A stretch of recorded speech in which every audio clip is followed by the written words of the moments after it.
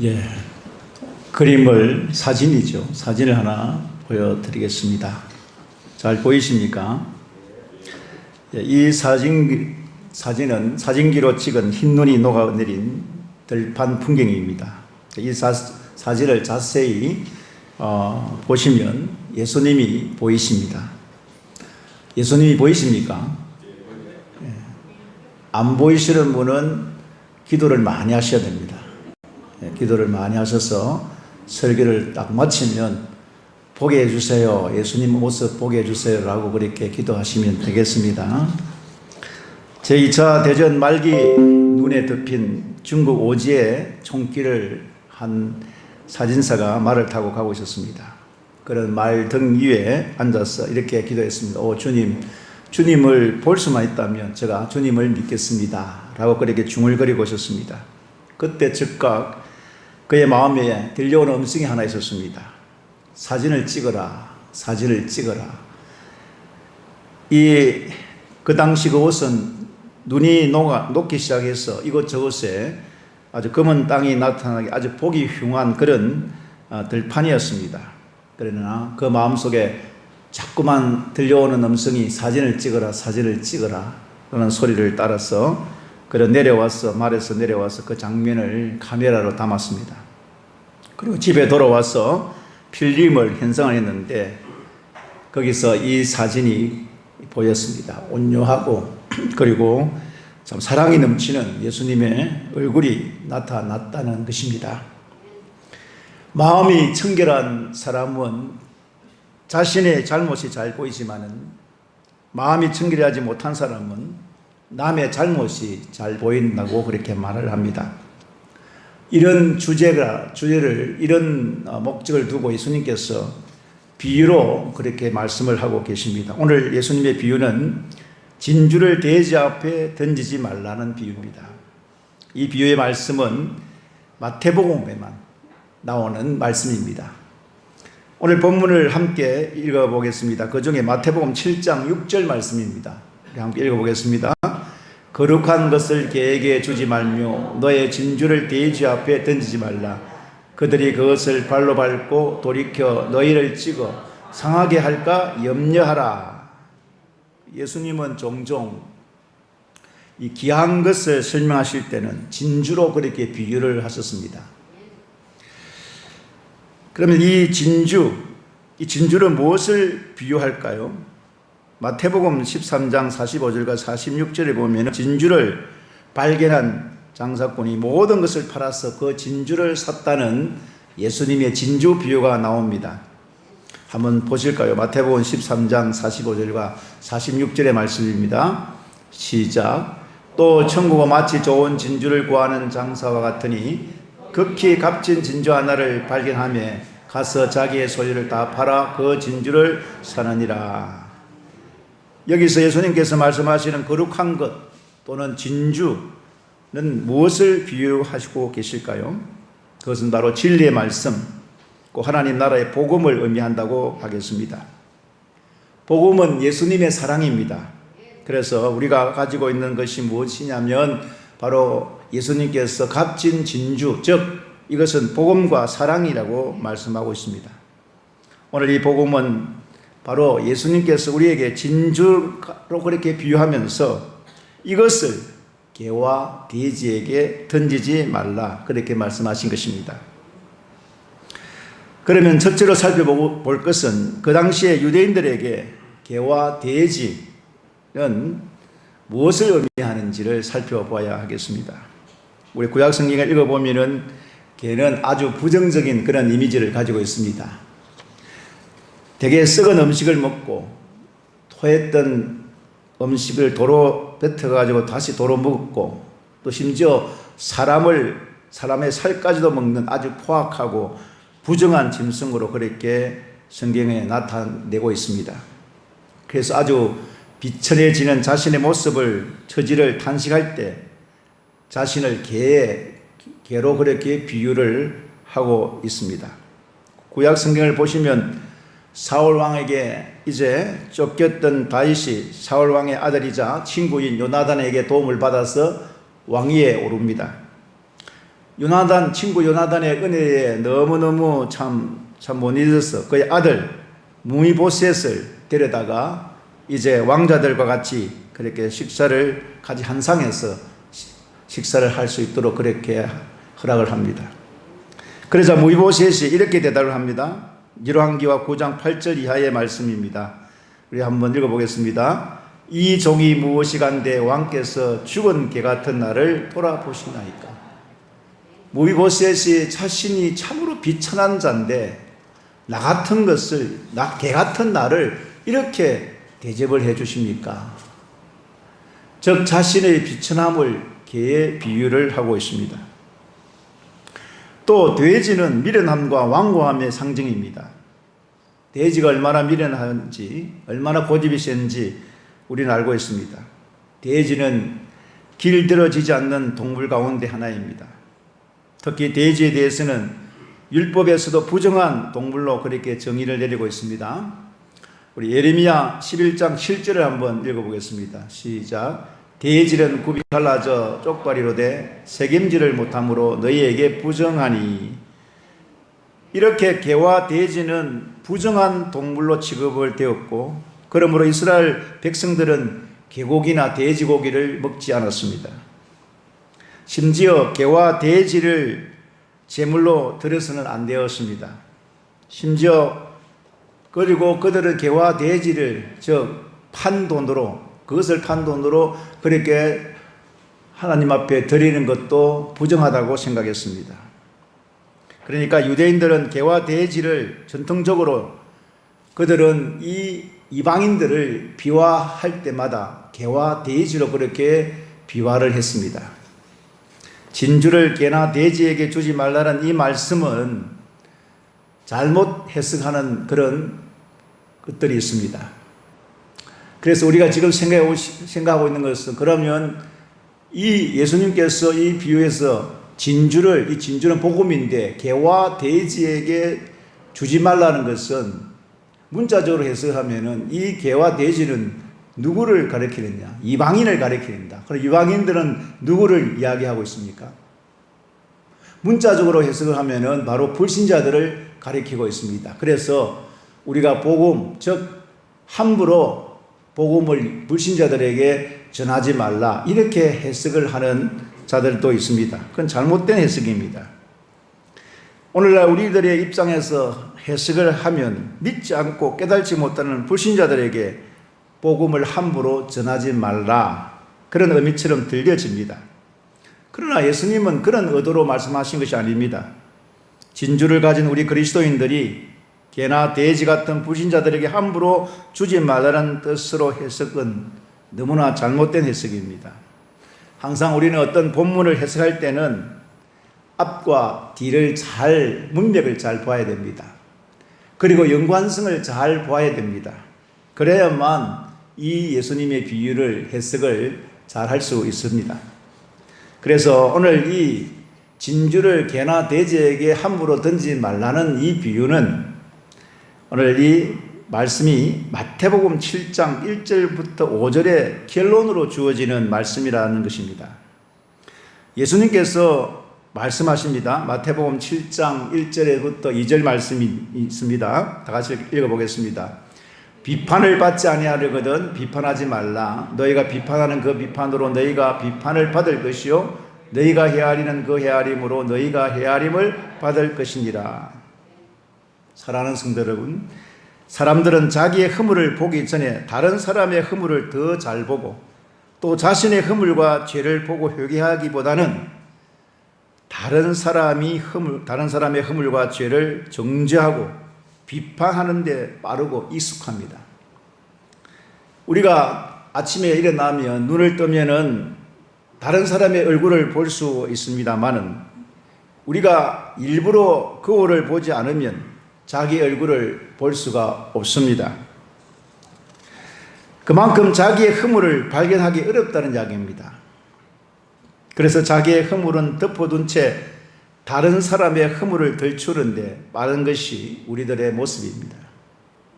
그래서 예수님께서는 이렇게 다시 말씀하십니다. 우리 마태복음 7장 3절과 5절 말씀입니다. 다 읽겠습니다. 어찌하여 형제의 눈 속에 있는 티는 보고 네 눈 속에 있는 들보는 깨달지 못하느냐? 보라, 네 눈 속에 들보가 있는데 어찌하여 형제에게 말하기를 나로 네 눈 속에 있는 티를 빼게 하라 하겠느냐? 외식하는 자여, 먼저 내 눈 속에서 들보를 빼어라. 그 후에야 밝히 보고 형제의 눈 속에서 티를 빼리라. 그렇습니다. 사랑하는 성도 여러분, 오늘 비유는 이 말씀의 결론으로 주신 말씀입니다. 결국 자기 눈에 들보는 깨달지 못한 채 형제의 눈 속에 있는 티만을 비판하는, 즉 외식하는 자들, 그들에게 비유로 말씀하신 겁니다. 개나 돼지는 누구냐면 바로 외식하는 자들, 서기관과 바리새인들, 예수는 믿지만은 포민적 그리스도인들, 겉으로만 예수 믿는 사람들을 가리켜서 개나 돼지로 그렇게 비유하고 있다는 말씀입니다. 자기 자신을 돌아보아 회개하지 않고 복음을 도리어 비판하는 자들에게 거룩한 것과 진주를 주어질 수 없음을 경고하는 예수님의 말씀입니다. 그러므로 이 말씀은 이방인과 불신자와는 아무 상관이 없어요. 오히려 서기관과 바리새인들을 염두에 두고 하신 말씀입니다. 오늘날 의미로 재해석한다면 이 개나 돼지는 불신자가 아닙니다.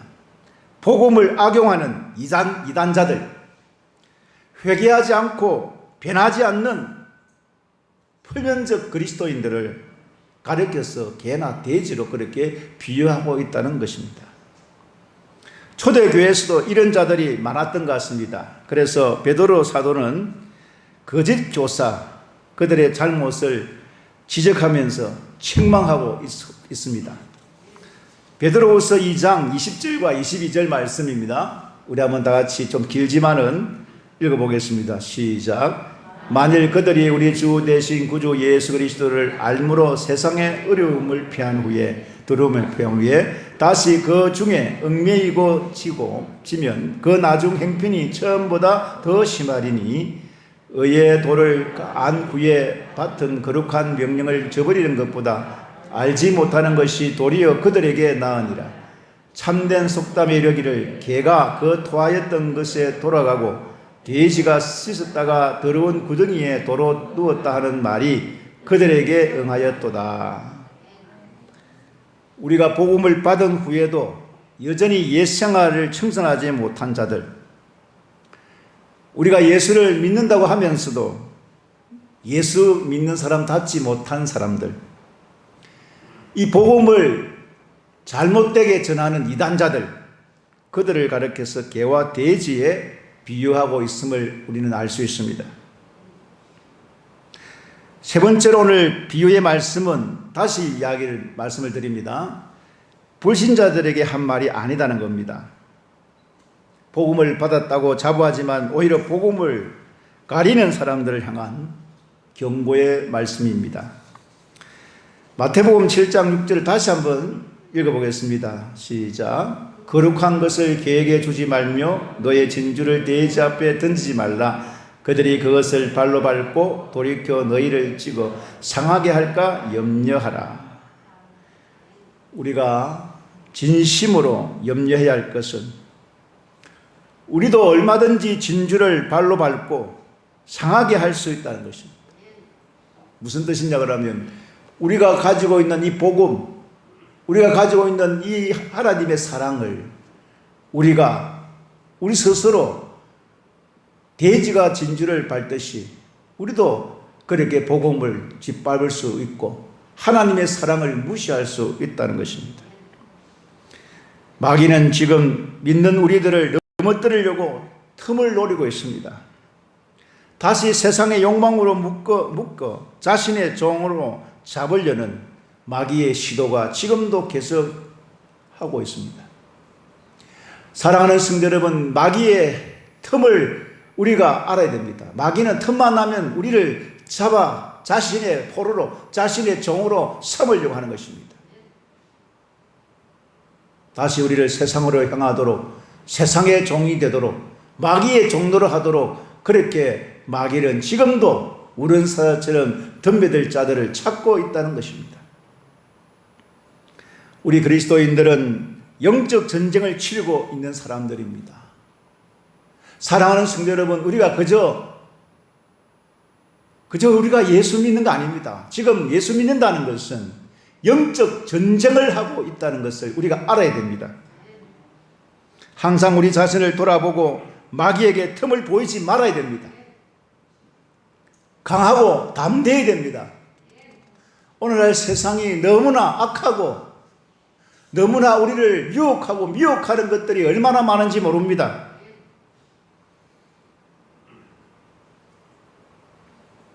그러므로 우리가 가지고 있는 믿음을, 이 진주를, 이 복음을, 이 하나님의 사랑을 우리 스스로가 지켜야 됩니다. 개나 돼지에게 진주를 주지 말라는 것, 함부로 주지 말라는 것은 불신자들을 함부로 복음을 전하지 말라는 뜻이 아닙니다.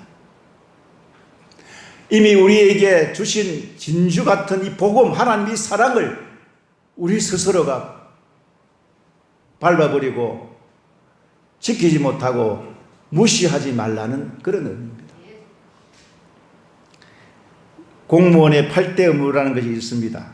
저는 처음 이번 주에 공무원 아니기 때문에 공무원이 8대 의무가 있는지 몰랐는데 찾아보니까 있더라고요.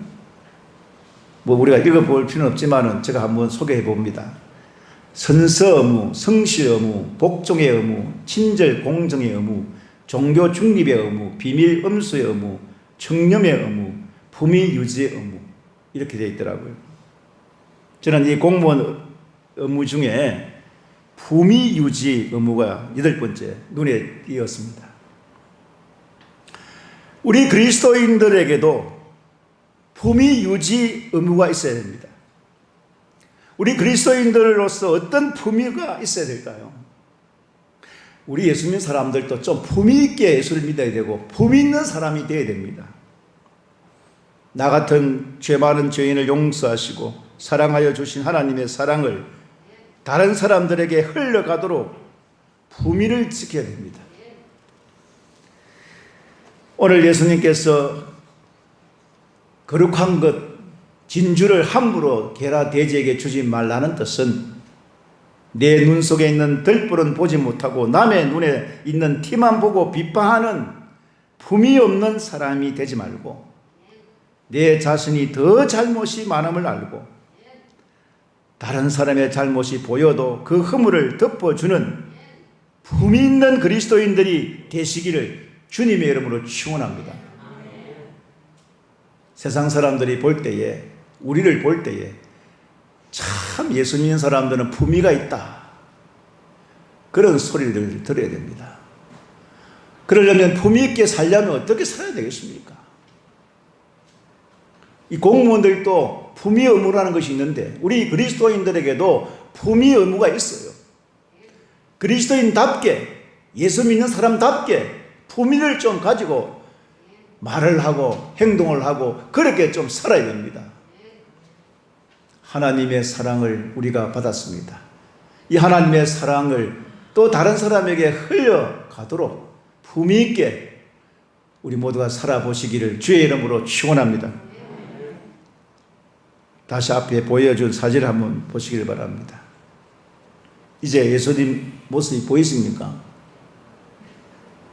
아직도 안 보이십니까? 아이고, 이 검은 거, 흰 거, 이거 빼게 안 보입니까?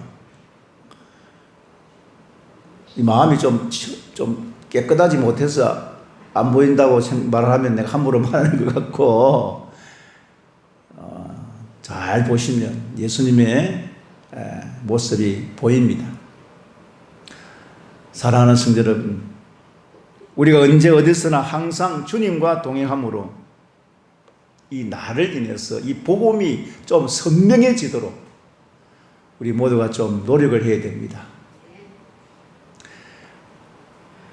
진주를, 거룩한 것을 개나 돼지에게 함부로 주지 말라. 이미 저와 여러분들은 거룩한 사람들, 성도가 무슨 뜻입니까? 거룩한 존재, 거룩한 자라는 뜻입니다. 천사도 흠모할 사람들이 우리 예수 믿는 사람들입니다. 성도라는 것은 거룩한 사람이라는 뜻입니다.